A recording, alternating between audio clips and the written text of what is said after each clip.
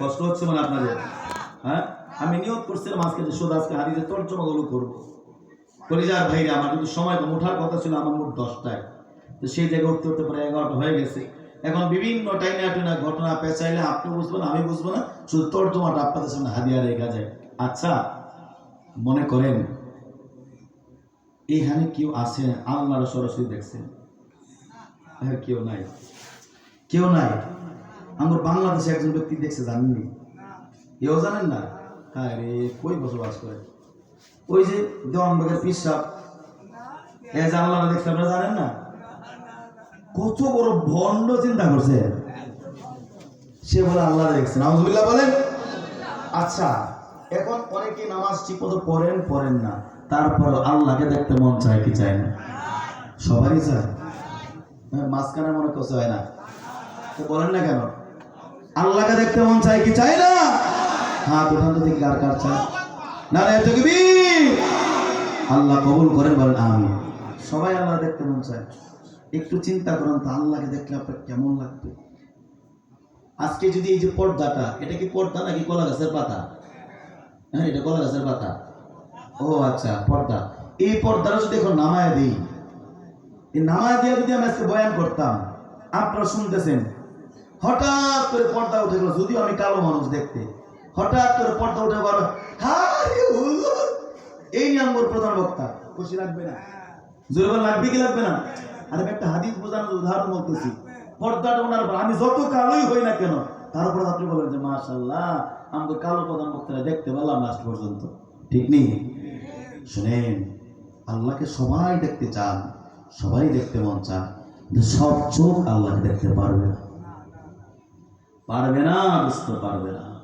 কারণ চোখকে আপনি দুনিয়াতে সেই যোগ্য করে তোলেন নাই আল্লাহকে দেখার মতো, ওই যোগ্য হয় নাই আপনার চোখ।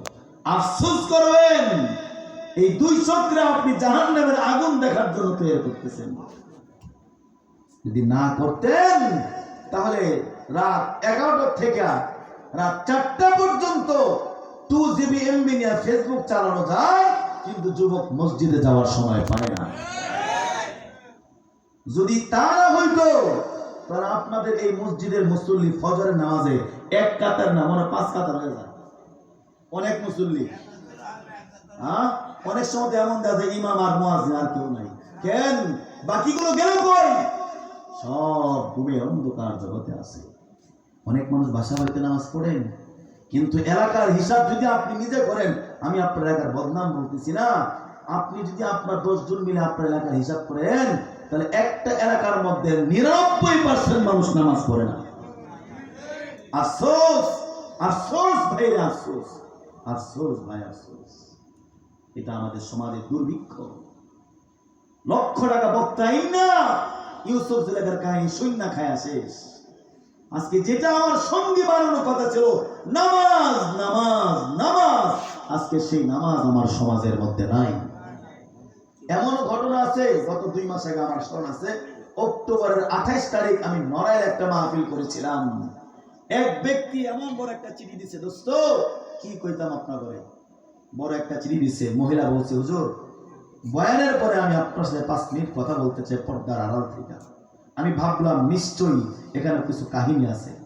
আমি তাকে মাইক দিয়ে বললাম, যিনি চিঠি পাঠাইছেন, আমি এই মাদ্রাসার মুহতামিম স্যার অফিসে থাকবো, আপনি আমার সাথে কথা বলবেন, আমি আপনার কথাটা শুনবো। তখন তিনি আমার কাছে এসে চিৎকার করে বলতেছেন যে হুজুর একটা ছেলেকে পাঠাই, আগে তারে দেখেন। আমার কাছে একটা বাচ্চা আসলো, বাচ্চাটার বয়স 3 বছর, বাচ্চাটার নাম হলো, আমার যতটুকু স্মরণ করে সম্ভবত আব্দুর রহিম বা এই টাইপের। বাচ্চাটা এত সুন্দর, শ্যামলা চেহারা, কাটিং এত সুন্দর। বলল হুজুর, আল্লাহ আমার 9 বছর পরে একটা সন্তান দান করছে, কিন্তু আজকে এই সন্তান লইয়া আমি 3 তালাকের বোঝা মাথায় নিয়ে নিয়ে ঘুরতেছি। আমার স্বামী আমার 3 তালাক দিয়ে বাড়ি করে দিছে, এক মুখে 3 তালাক দিছে। কেন কেন তালাক দিছে? গত 4-5 দিন আগে আমাদের এলাকায় একটা মাহফিল হয়েছিল, সেখানে নামাজের গুরুত্ব সম্পর্কে বয়ান করা হয়েছিল। আমি 1 দিন 2 দিন ডাকার পর উঠে না, 3 দিনের মাথায় আমার স্বামী, তো আমি একটু ধাক্কা দিয়া বলছিলাম, নামাজ পড়ো না কেন, তোমার মতো নামাজির ভাত খাও না, সেটা না খাওয়ান বাড়া।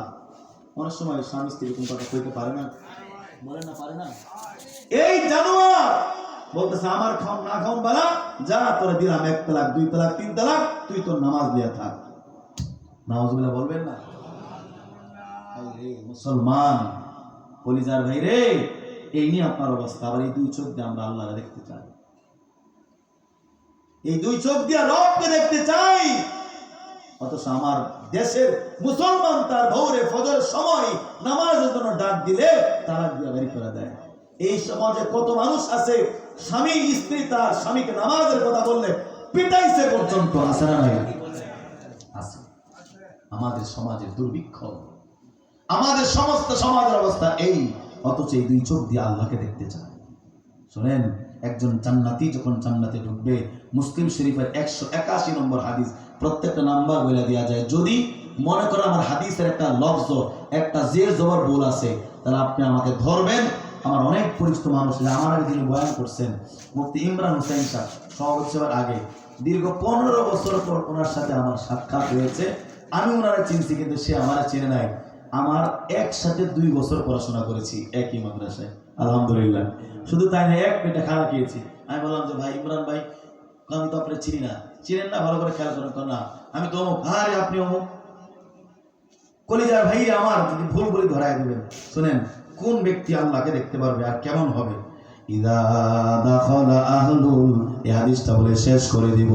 ইদা দাখালা আহলুল জান্নাতিল জান্নাত, যখন জান্নাতীরা জান্নাতে প্রবেশ করবে, অর্থাৎ নামাজীরা, যারা সুদ ঘুষ খায় না, যারা পর্দায় চলে, জান্নাতের মধ্যে যখন প্রবেশ করবে, আল্লাহ তাআলা পিছন দিয়া ডাক দিয়া পর্দার আড়াল থেকে বলবে, তুরিদুনা শাইআন আযীদুকুম,